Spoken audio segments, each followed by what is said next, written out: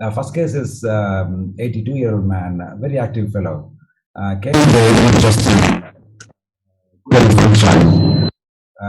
initial drop was negative. He was having some intermittent chest pain with ST elevation. So he was taken for angiogram. That's the angiogram.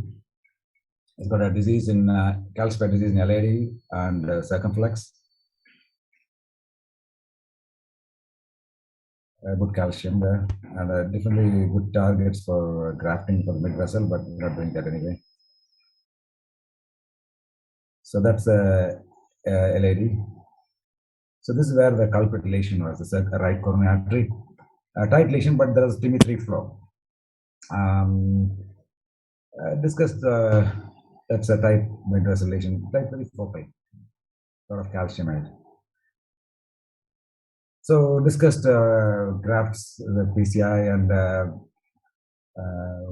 patient family would like to have more medical therapy, and patient didn't want to go for surgery or PCI. So he was given maximum medication, almost everything was given. And he was having intermittent chest pain in the ward with ST elevation inferiorly. And he was kind of having some evening meeting, but he was having pain. So, okay, we just took him for a emergency PCI for right coronary artery, which we think is a culprit. So the 6 French radial JR4 run-through wire was taken. Quite difficult wiring.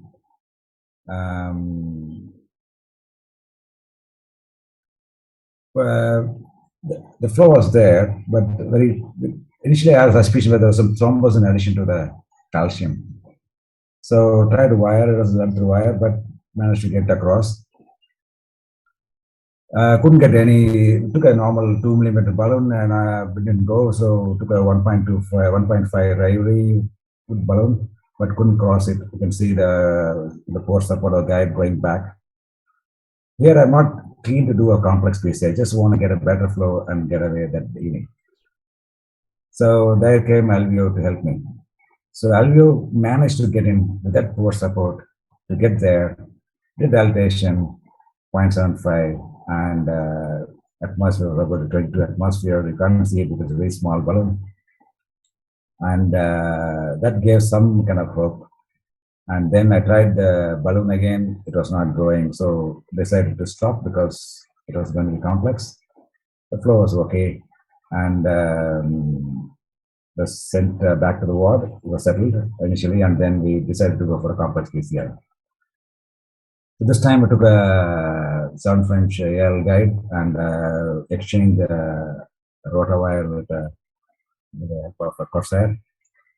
And then you can see there's no, couldn't get rotawire distal to this. Managed to burr initially to the part, and then the help of with the burring, push the rotawire further, and there's a lot of backup support was needed there. And but 4 minutes burr time was 1.5 burr, and then we got this result. Really satisfying for the effect. And then did a high pressure EMC up to 28 atmosphere, and then stent was placed and it went smoothly, and then some more post filtration. And you can see how difficult it was to get a 3.5 on across, but anyway, got it there. High pressure bump dilatation, and that's the end result. This was good, and then proceeded to left. Usually try to do IVS first to see whether they can need a IVL directly, but IVS cannot grow 7 with rota for LAD. So rota floppy wire was directly taken, and then 1.25 mm burr was taken. The 1.2 burr was taken because I was planning to do IVL because a lot of calcium and very thick layer of calcium, so we decided to go with the IVL shockwave balloon. So that's the shockwave balloon. First pulse didn't open much, and second pulse it cracked. and did some more dilatation, and then stent was placed, and post dilatation was done. For circumflex, I thought it would be okay, but there was still a lot of calcium. The balloon was not opening well, so I had some shock left in the shockwave balloon, so I broke the calcium with a shockwave and then deployed another stent. And this came up well. So the patient was doing well, and it was no issues post procedure. The treatment was also okay. That's the first case, and next case I'll go through. This case, a 55 lady who had a stent done in 2016 by myself, and that time she had a moderate calcified disease in right coronary and circumflex. This time she came with a chest pain, acid depression laterally, kind of a circumflex territory, mild dysfunction. So that's the lesion, and got a thick sheet of calcium. That's a culprit lesion. My old stent actually was protruding in the ostium.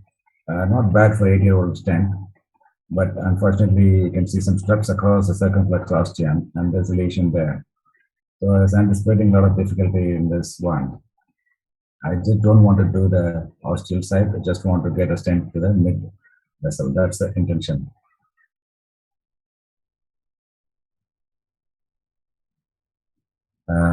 So the old LED stent was good. I was impressed as well. And that's the angle. You could see the struts kind of crossing across because it was ostial LED, so struts invariably came with the left line. That's right coronary. So I kind of tried, wiring was not an issue because the wire went in very easily, but I could get a difficulty just there itself because I could not even come there. It's just the angle. It was a SPB 3.5 backup guide catheter, and that's a small balloon upload, could not go in. That's the difficulty I was having there. So I used a body wire and tried, didn't work.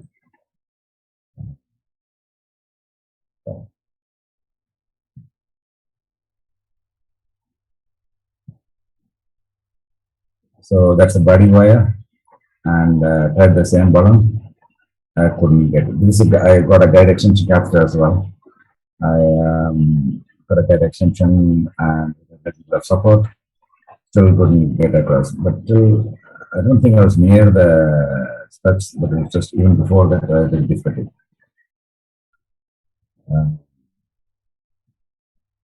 Next was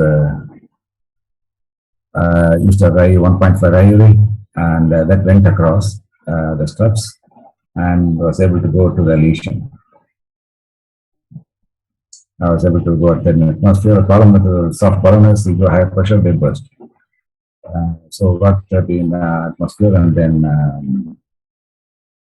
then luckily I had alveo on the shelf, and this is a 210 alveo, and that kind of went reasonably easily to the steps with an angulation, and it was pushed in that place.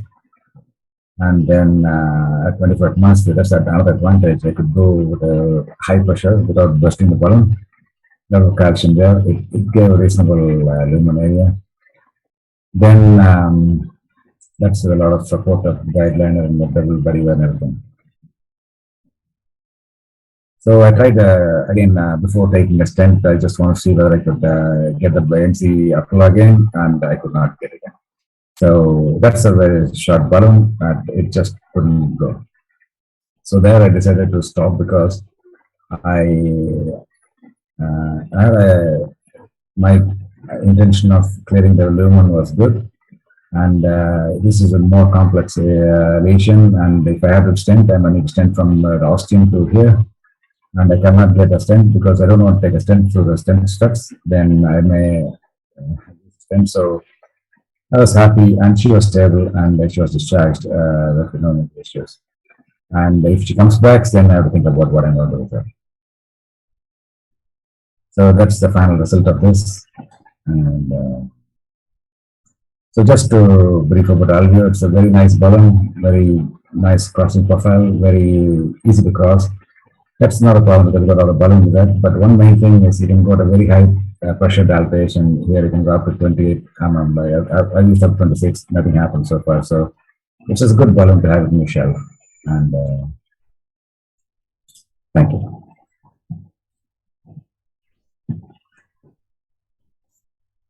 Yes. Thank you, Dr. Saravanan. Yeah, and the Alveo actually is the smallest balloon with the 0.75 ml in the world now. Yes, and thank you and for your appreciation. And Doctors Jayat and Shipit, do you have any question or idea need to exchange? So we have some Alveo on our shelf.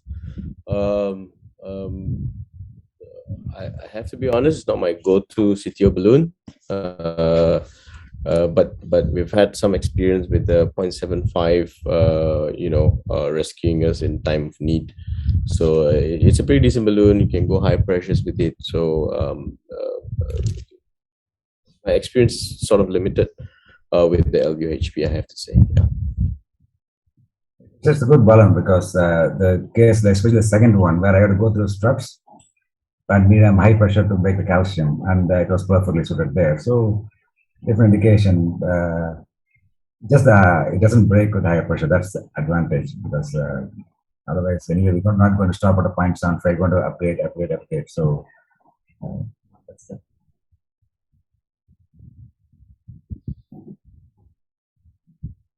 Dr. Shefkat, you're still muted. Sorry. Yeah. So I would like to say something to Michelle. Michelle, you should send me some of the Alveo HP balloons because it sounds it sounds very effective. I have used a lot of balloons. Okay, I am using the angioscope a lot. I am using the Scoraflex from Orbis Nice, and I have been using the NC wedge a lot, and I have been using the Flexstone, the Wolverine balloon, etc., etc. All kinds of balloons I have used, and I have been using them if needed. So what I want to say about the wedge balloon is the wedge balloon has a lower profile if we compare it with the other scoring balloons. And there are some cases I was not able to go through the lesion with the other scoring balloons, and the NC wedge balloon went nicely through the lesion. But the NC wedge balloon has just one scoring element, which is one wire over the balloon, and I would have to use the balloon, the NC wedge balloon, with 3 wires, but this is only dedicated for peripheral intervention. So I would be very interested in using it. I know it's off-label, but in the coronary, I would like to see the effect of that balloon. The angioscope, as you know, has a spiral helical convoluted design, and it seems to me that has a better scoring effect, but the profile is not as good as the NC wedge balloon. So my interest would be in to use the 3-wire NC wedge balloon and see the effect in calcified lesions. And with the Alveo HP balloon, it should be in my toolkit. It should be in my device armamentarium, because there are a lot of CTOs I cannot cross with regular balloons. Even in some cases, 1.0mm Artemis balloon, for me, it is one of the best. I used also the Sapphire balloons, and it couldn't cross, and I crossed with 1.0 balloon. And there were also cases that I couldn't cross with 1.0mm balloon. In that cases, I use a Tornus or a Turnpike Gold, which is very expensive. In that case, the Alveo HP balloon could be a good solution. So I have to try it. Michelle, you should send me one. Okay. That's my comments. Okay, sample are on the way. Okay, I will arrange after meeting. Yeah, and thank you for giving us the new direction for our future products. And yes, thank you a lot.